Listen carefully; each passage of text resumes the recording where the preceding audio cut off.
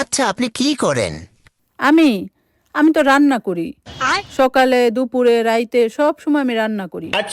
সপ্তাহে 7 দিনই আমি রান্ধি। আবার কখনো যদি আমি অসুস্থ হই, তখনও অসুস্থ অবস্থায় আমি রান্না করি। ওষুধ খাওয়ার আগেও রান্না করি, আবার ওষুধ খাওয়ার পরেও রান্না করি। রানতে রানতে যদি আমার কলিজা ফুসফুস বাইর হইয়াও যায়, তবুও আমি রান্ধি।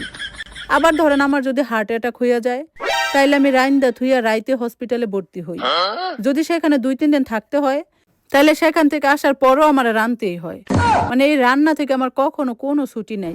এই যে সবাই ছুটি পায় না বিভিন্ন অকেশনে, সাপ্তাহিক ছুটি, ঈদের ছুটি, কিন্তু আমার কোনো ছুটি নাই। তখন আমার আরো বেশি বেশি করে রান্না করতে হয়।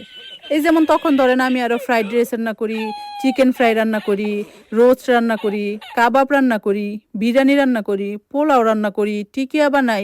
মানে আরো তখন আরো কত ভ্যারাইটিস রান্না করি। ভাই এই রান্না থেকে আমার ছুটি নেই, আমি শুধু রান্ধি আর রান্ধি।